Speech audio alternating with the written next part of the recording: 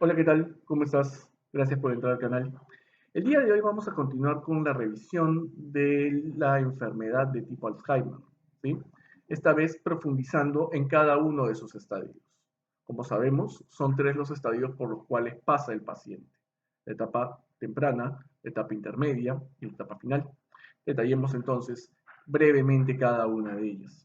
En principio, vemos que dentro de la etapa temprana el paciente mantiene su autonomía al momento de desarrollar sus actividades, pero desarrollando paralelamente algunos olvidos.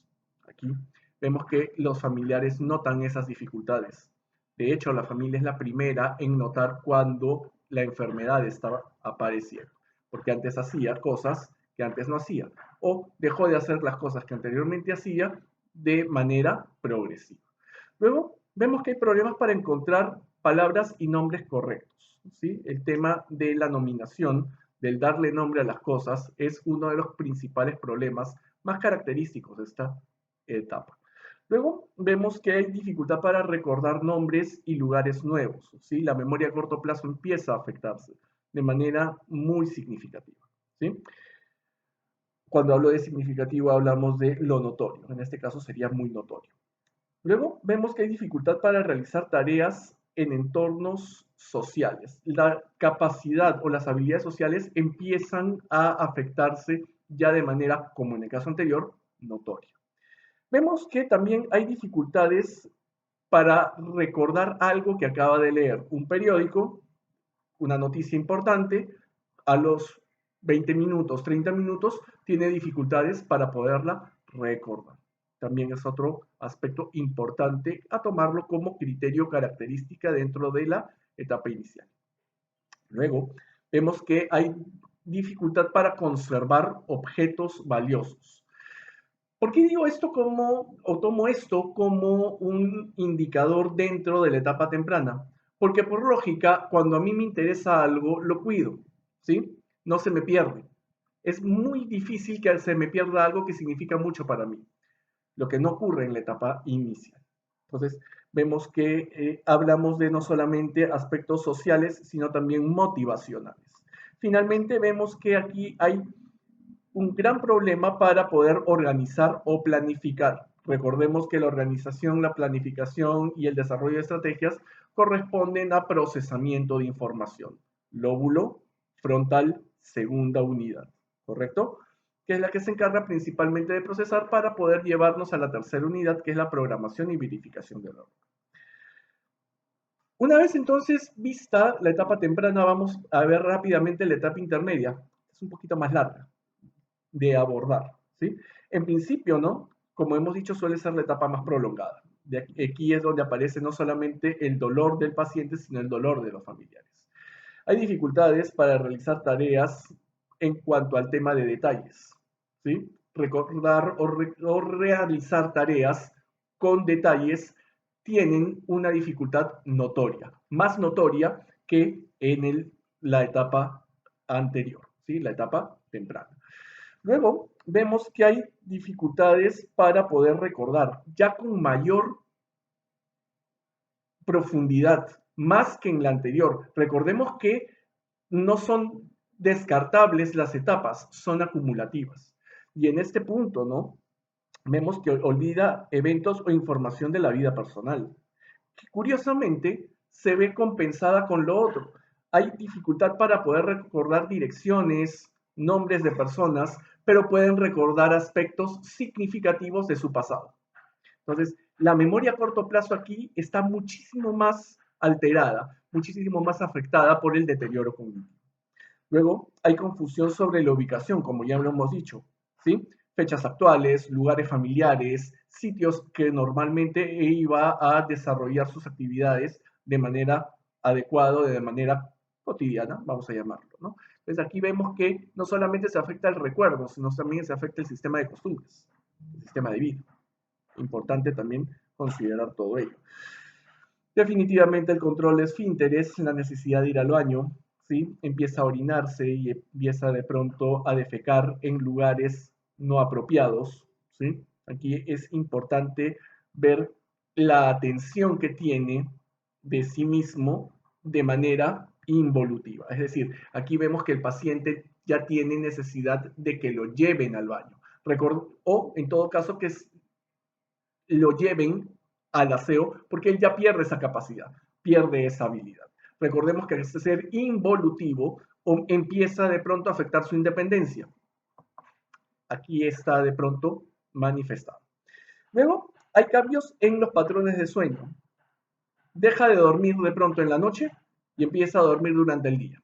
¿Sí? Y esto, no, ojo, no solamente altera al paciente, altera a toda la familia. Porque recordemos que por lo general dentro de la familia hay un cuidador y ese cuidador muchas veces se desgasta porque tiene que estar en vela toda la noche. Finalmente, dentro de la etapa intermedia, vemos que hay cambios en la personalidad y a nivel social. No solamente la interacción está aquí afectada, también la integración, ¿sí? Y por consiguiente, la adaptabilidad. Finalmente, entonces, tenemos la etapa final, para la redundancia, ¿no? Vemos que aquí el paciente necesita asistencia a tiempo completo.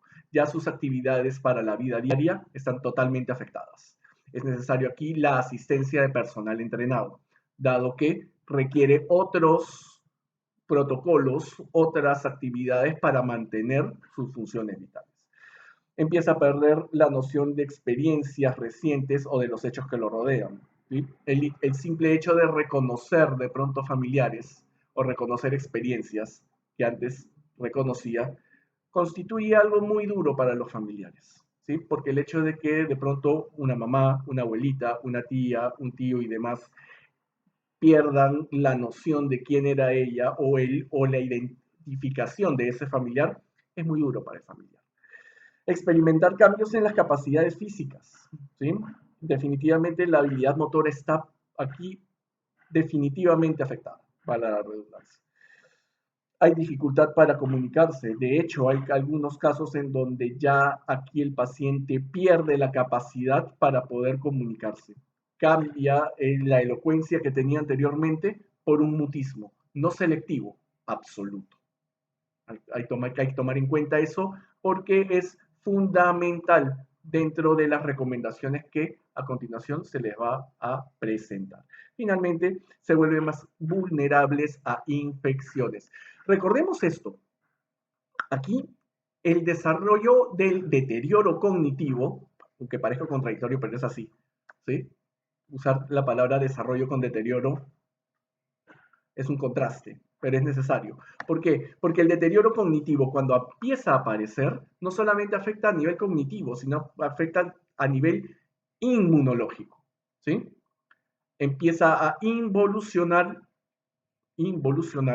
todo el sistema orgánico del paciente, razón por la cual empieza a ser susceptible a enfermedades como neumonías, gripes o algún tipo de infección per se.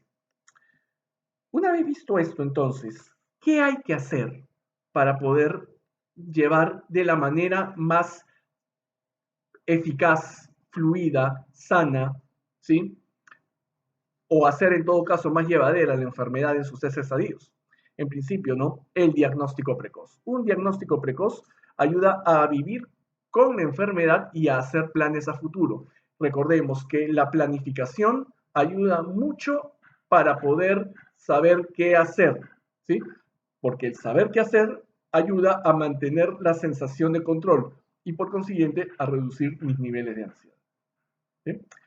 Monitoreo constante en geriatría y gerontología. Recordemos, geriatría para la parte médica, gerontología para las habilidades sociales, habilidades motoras, habilidades cognitivas, emocionales y todo lo que tiene que ver con el desarrollo evolutivo del paciente, o en este caso, involutivo. Tratamiento farmacológico y ocupacional, definitivamente, ¿no?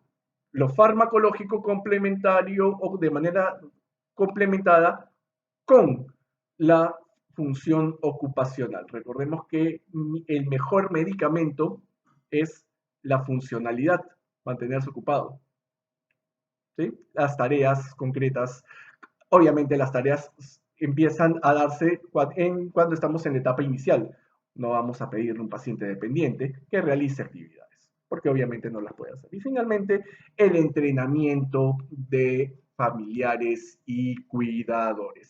Es importante aquí que el familiar y el cuidador estén entrenados para poder abordar al paciente. En la medida que esté lo suficientemente preparado, tanto familiares como cuidadores, el paciente va a poder tener el tránsito de estadio a estadio de la mejor manera y por consiguiente poder aliviar siquiera un poco la ansiedad de los familiares y personas que lo rodean. Porque la enfermedad es invalidante, irreversible y crónica, ¿sí? Como ya lo hemos dicho en el video anterior. Muy bien, eso sería todo por el día de hoy. Si te gustó el video, dale like, suscríbete y déjame tu comentario. Cuídate mucho y nos vemos la próxima semana. Nos vemos. Bye.